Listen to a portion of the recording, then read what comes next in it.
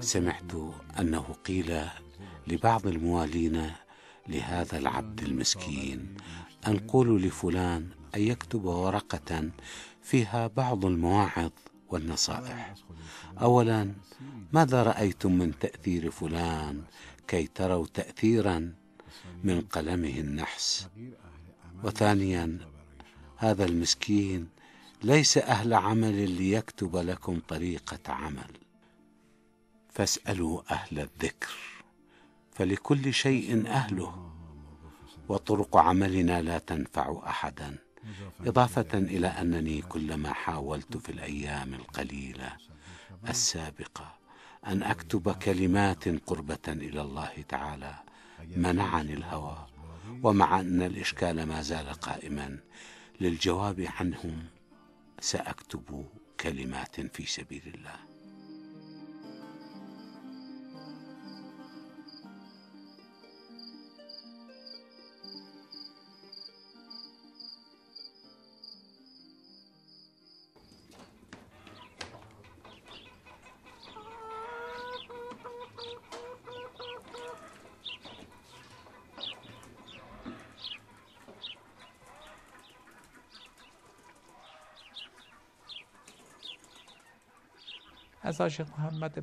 كنت أود أن تكون لدينا معلومات كثيرة عن الشيخ محمد بهاري، بحيث تمكننا من كتابة كتاب عنه ذي 300 صفحة على الأقل، ولكن بعض أجلائنا رغم شهرتهم لا نعرف الكثير عن حياتهم.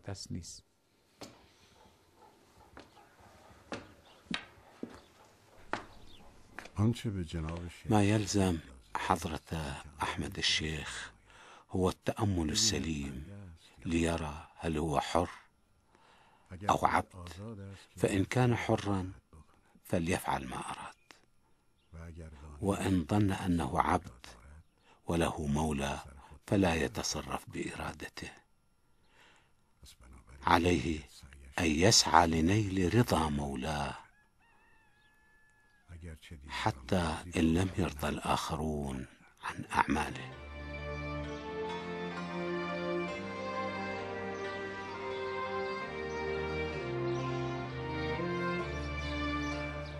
على بعد 3 فراسخ من همدان تقع مدينة بهار بتاريخها الذي يقرب من 1000 عام، وفي جوها البارد أضفت الدفء على بيت البهار ولادة طفل. كتب الأب سنة ولادة محمد على أول صفحة من القرآن سنة 1886 ميلادي.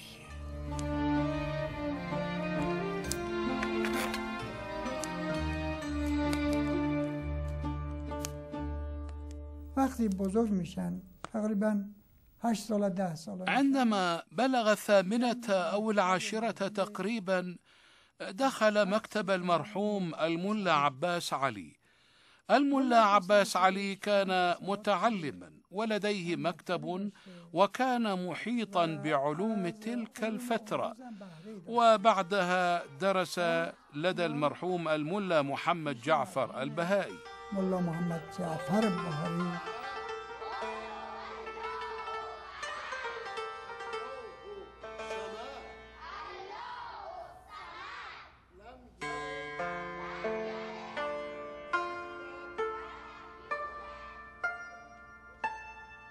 بعد میرن در بروجرد.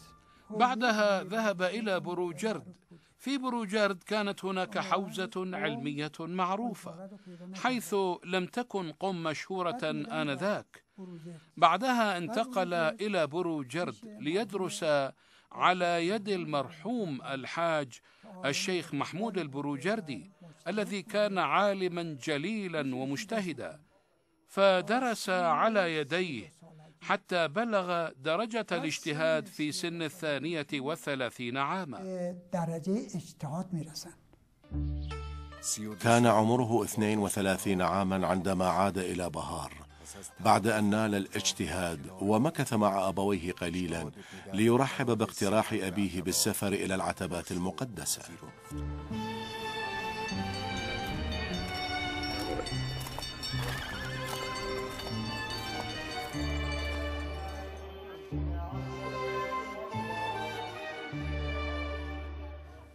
عندما انتقل إلى النجف الأشرف التي كانت في ذلك الوقت مركزا للعلوم وحوزتها كانت معروفة، استأذن أباه في البقاء إلى جوار أمير المؤمنين عليه السلام لاستكمال الدراسة ونيل المراتب المعنوية. وما إن غمر روح البهاري عطر مولى الموحدين علي عليه السلام حتى سلبه القدرة على الرجوع، ففضل أن يخوض بحر النجف. وبعد عدة سنوات من الدراسة صمم محمد البهاري على العودة إلى الوطن، فعاد إلى بهار، وفي تلك الفترة اختار لنفسه زوجة وتزوج، ولكن روحه العطشة لم تتحمل فراق الحبيب، فلم يمكث وسافر مع زوجته عائدا إلى حديقته الربانية.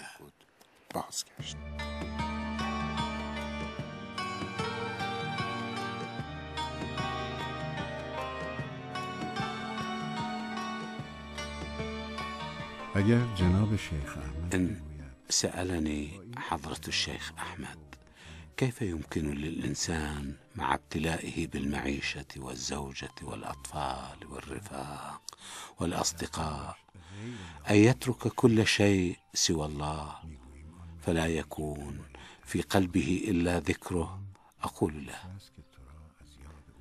ما يجب تركه هو ما يعيقك عن ذكره جل شأنه، والسالك عليه ألا يكون مشهورا إلا بمقدار الضرورة، فاذكر من يذكرك بالله فإنك تنجو. مع أنه كان مجتهدا وحضر دروس علماء النجف الأشرف الأجلاء، ومنهم آية الله الملا حسين قلي همداني رحمة الله عليه، وقد تقرب المرحوم آية الله الشيخ محمد البهاري منه إلى درجة أصبح فيها من أبرز طلبته، حتى قال الملا عن الشيخ محمد البهاري إنه حكيم أصحابي.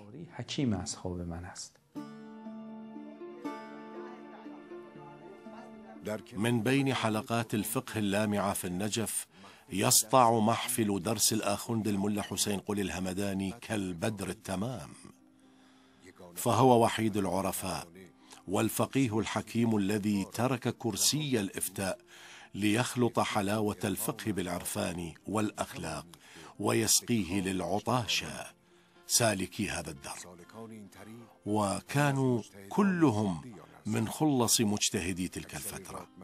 وقد تخرج أكثر رجال العالم الإسلامي نزاهة في القرن الرابع عشر من محافل هذا الرجل. وجد الشيخ محمد البهاري طريقه إلى مجلس الملا محمد حسين الهمداني، فبدأ سيره وسلوكه العرفاني. لم تكن التربية العرفانية والسلوكية في النجف تخلو من المشاكل، على العكس من قم، ففي قم كان المجال متاحا للتربية السلوكية. دعوني أنقل لكم هنا حادثة طريفة. كان الإمام شابا، وكان الشيخ عبد الكريم الحائري أستاذه، وكان فلان رئيس الحوزة. ذات يوم ألف الإمام شعرا عندما يذكر العارف الخمر في شعره فلا يعني الخمرة ذاتها، بل هو مصطلح عرفاني فيشكل عليه بعض الجهل. الخلاصة أن الإمام ألف شعرا مضمونه أنني أريد أن أصنع سبحة من نوى العنب لأستخير بها، وإذا خرجت الخيرة موافقة فسأذهب إلى الحانة. فانزعج أحد الأشخاص وذهب إلى الشيخ عبد الكريم الحائري وقال له: يا حاج، إن روح الله قد ذهب بكلامه حدا بعيدا وتجاوز الحدود. قال له: وماذا قال؟ قال: إنه يقول أريد أن أصنع سبحة من نوى العنب وأستخير بها، وإن جاءت موافقة فسأذهب إلى الحانة. فأجابه الحاج عبد الكريم: اذهب وقل له لا حاجة للاستخارة في فعل الخير.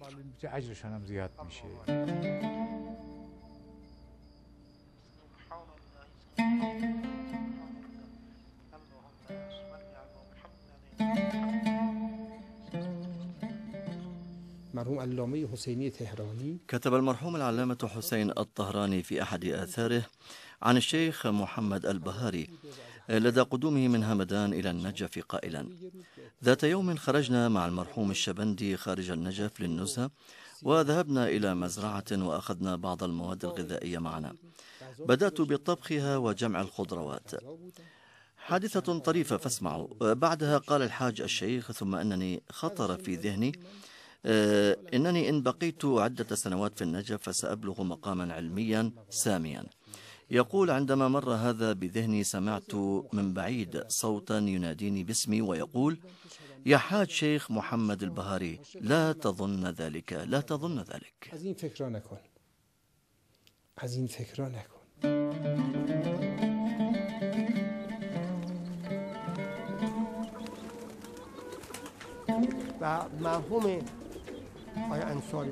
المرحوم الأستاذ الأنصاري يشبه استفادة الطالب من الأستاذ كالزنبق وشجرة السنار، فعندما ينمو الزنبق لوحده لا يصل ارتفاعه إلى أكثر من نصف متر، ولكن إذا التف الزنبق على شجرة السنار يصل إلى قمة شجرة السنار.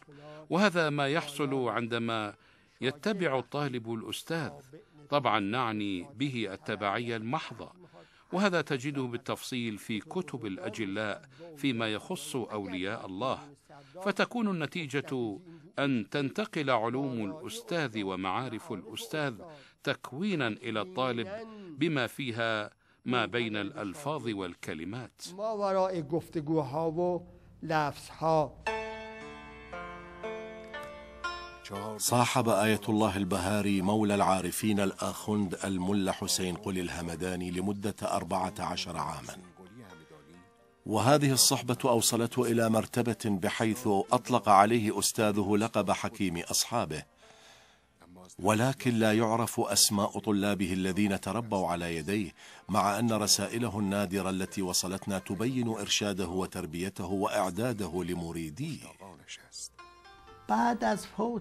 وبعد وفاة المرحوم الملا حسين قلي الهمداني تابع طريق تربية أستاذه الملا حسين قلي، وكان أوصى بذلك واتبع سبيله، سواء بالإجابة شفهيا أو بالرسائل على ما يكتبه البعض له حتى من مختلف الدول كالهند وغيرها. كانوا يراسلونه وهو يرشدهم عن طريق الرسائل.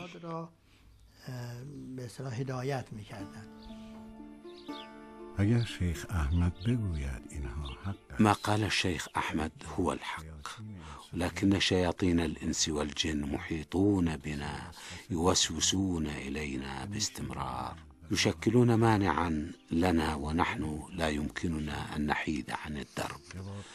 فنقول في جوابه: الإشكال في أنهم لم يفرضوا تكليفا شاقا، وهذه أمور تتحقق تدريجيا، وعندما تكون هكذا تصبح سهلة، فالناس بالتدريج يدربون الباز والنسر وسائر طيور الصيد ويسيطرون عليها.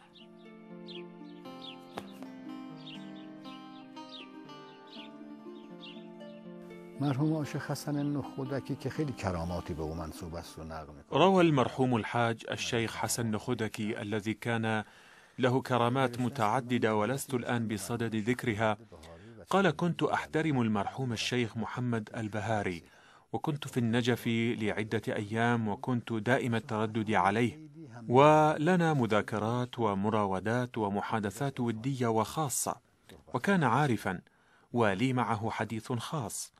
يقول: عندما أردت العودة من النجف إلى أصفهان كتب تعليقا كان من عادتهم أن يكتبوا لبعض، وفيها كتب المرحوم الشيخ محمد بهاري: إن أردت نصيحتك فسأكون كحامل الماء إلى النهر، وأما إن أردت أنت أن تنصحني فستكون كواضع الفالوذج أو الحلوى أمام طفل.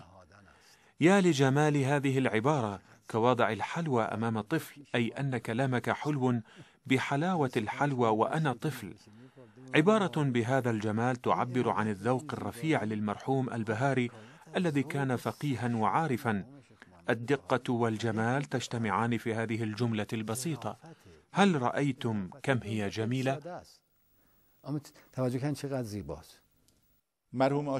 ليس للمرحوم الحاج الشيخ محمد البهاري رحمه الله وللأسف الشديد طلبة يتحدثون عنه أو كتب متعددة بين أيدينا، ولكن له كتاب رائع وممتاز وجميل اسمه تذكرة المتقين، يكفي لمن أراد أن يتأسى به، حيث سيكون له مرشدا في سيره وفي سلوكه. في هذا الكتاب نفسه أي تذكرة المتقين تجد جميع الإرشادات التي كتبها لطلبته مستندة إلى القرآن والأحاديث الشريفة، أي أن هذه الإرشادات العرفانية لم تشذ عن الشريعة. كان رجلا سالكا سائرا، وكان رجل دين وظريفا، وعندما يكون باطن الإنسان ظريفا يصبح موحدا، ويصبح كلامه ظريفا ونظرته ظريفة وسلوكه ظريفا.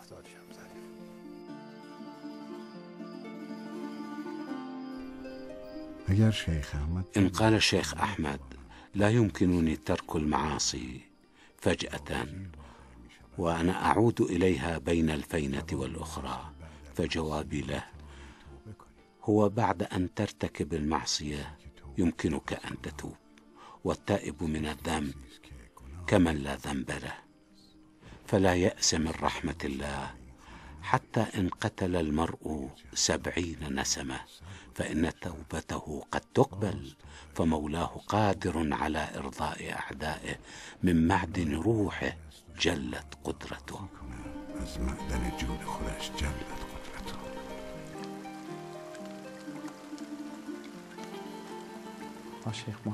نستنتج من التعليمات السلوكية التي أسداها الحاج الشيخ محمد البهاري لطلبته أنه يركز على معرفة النفس. أن يعرف إنسان نفسه جيدا فذلك أكمل التوحيد، فالتوحيد الكامل معرفة النفس ليس إلا، فالذي لا يعرف ذاته لا يعرف ذرة من المعرفة الحقة حتى إذا سلك جميع السبل وتعلم جميع العلوم. أعني جميع العلوم في العالم، كالكمبيوتر يحتوي جميع العلوم، أو سلك جميع سبل السماوات وزار جميع المجرات. ولكن إن لم يكن عالما بنفسه ويعرف ذاته فسيكون طريق التوحيد مسدودا بوجهه. فإن سبيل معرفة الحق هو معرفة الذات، من عرف نفسه فقد عرف ربه. راه شناختن حق شناختن خود است.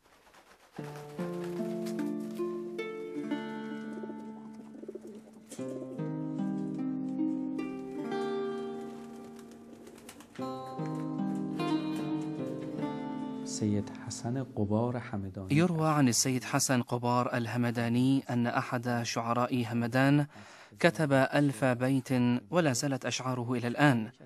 في إحدى زيارته إلى النجف الأشرف نفد مال هذا الشاعر، فذهب إلى حرم الإمام أمير المؤمنين عليه السلام وخاطبه: سيدي، جئت لزيارتك فنفد مالي، وأريد الذهاب لزيارة الإمام موسى الكاظم عليه السلام ولدك، فاطلب من الله تعالى أن يعطيني ما يكفيني حتى وصولي إلى بلدي.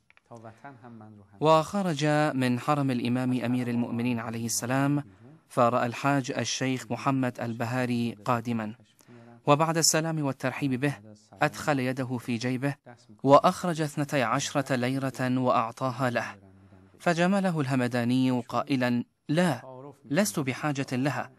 فتعجب منه البهاري وقال له: أفكنت تكذب قبل قليل على أمير المؤمنين عليه السلام؟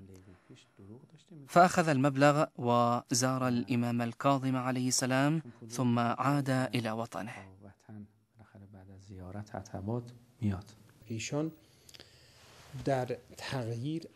وكان له دور مهم في تغيير البشر، حتى أنه نقل عنه أن المرحوم الشبندي كان يدرس طلبته، فدخل أحد أشرار النجف إلى الصحن الشريف ليخرج من باب آخر، فنظر المرحوم الشبندي إلى طلبته وقال لهم: ليذهب أحد ويربيه أي يغيره، يعني أن وظيفة العالم هي التغيير.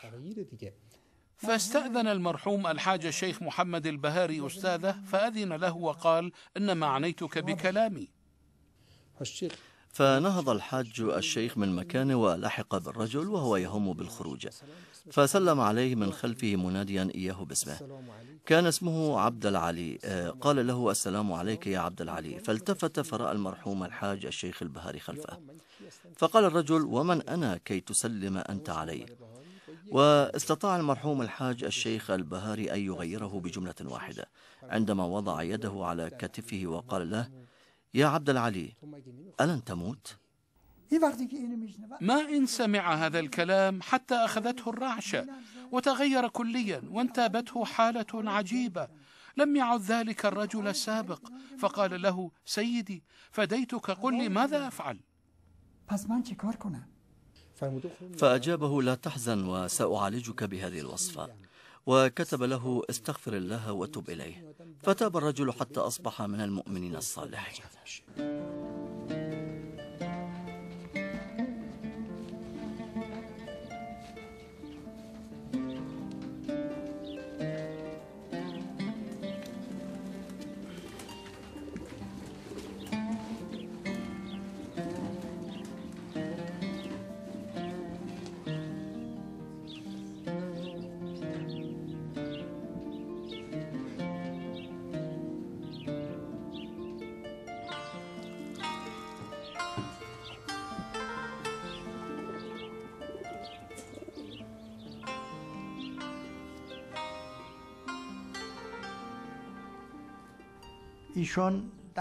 كان يدرس الأخلاق، وكان عدد من الطلاب يترددون عليه.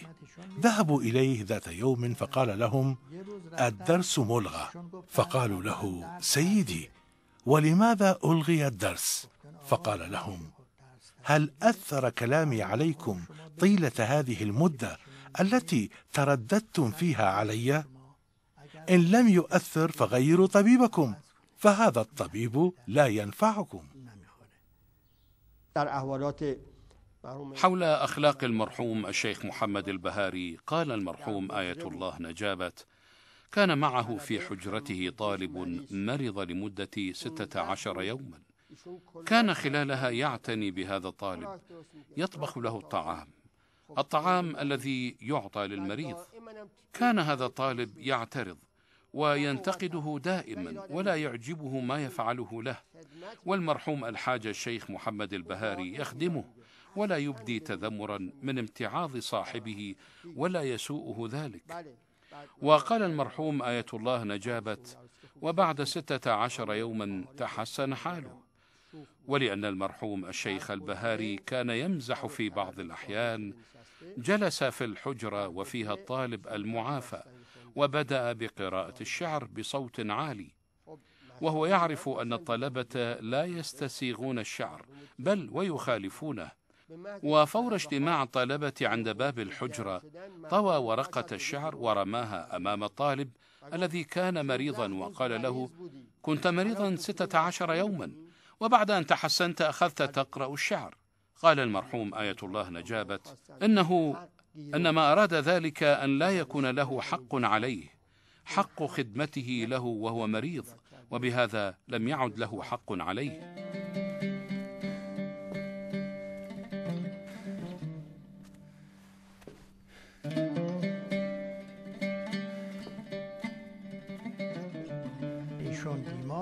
ثم إنه مرض فقال له الطبيب: جو النجف يضر بصحتك، ولهذا السبب عاد إلى إيران.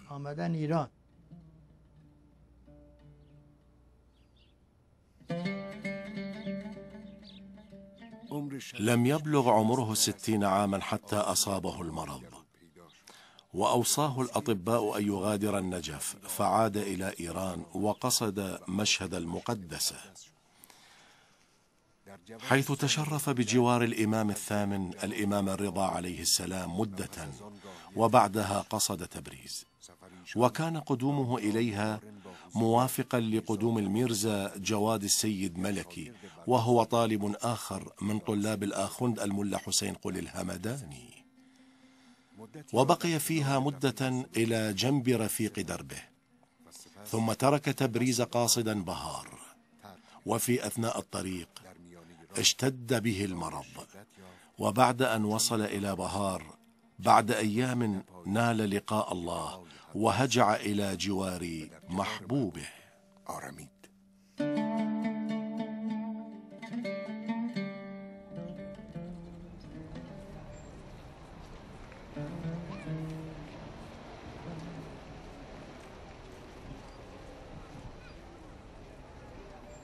كان الحاج الشيخ محمد جواد الأنصاري الهمداني يقطع الطريق بين مدينة همدان ومدينة بهار ماشيا على قدميه لزيارة قبر الشيخ محمد البهاري، وكان يقول: لم أر قبرا بنورانية قبر سلمان الفارسي إلا قبر الشيخ محمد البهاري.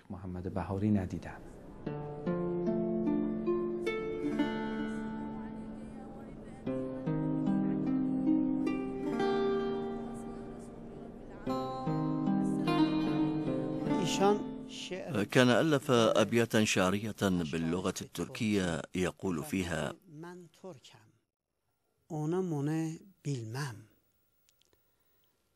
dünyada haq səni mənə versin cəza günü qoy eyləsin cənnətdə qılmandan müzayiqə.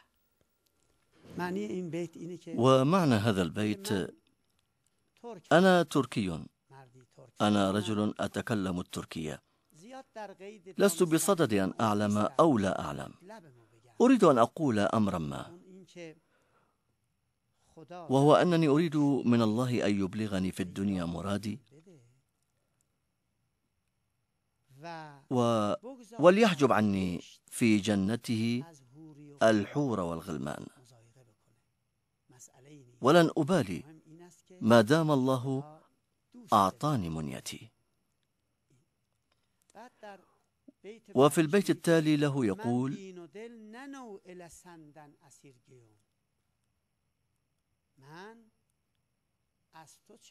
كيف أبخل عليك بروحي وقلبي في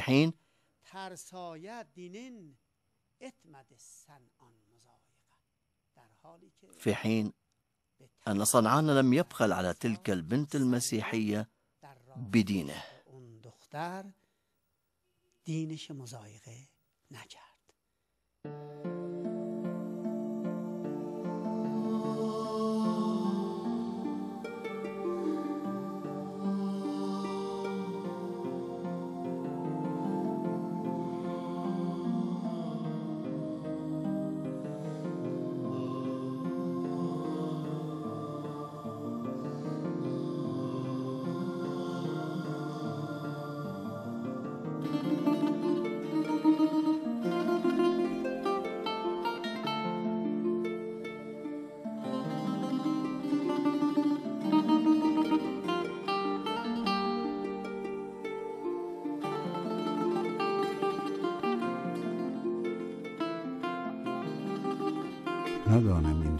لا أعلم لما يتكاسل ناس عن أمر الآخرة ويسهون عن طاعة الأئمة.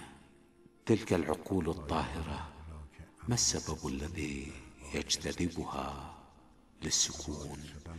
هل نسوا الموت الذي هو لا بد منه والإقبال على الله، في حين أنه يحطم في كل لحظة أسس السعادة الدنيوية ويهدم ما بنته الغرائز؟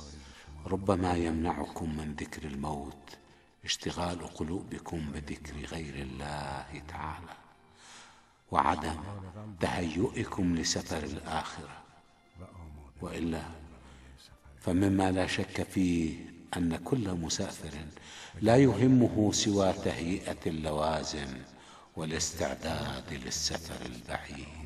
برای سفر آخرت مصروف نمیگردد.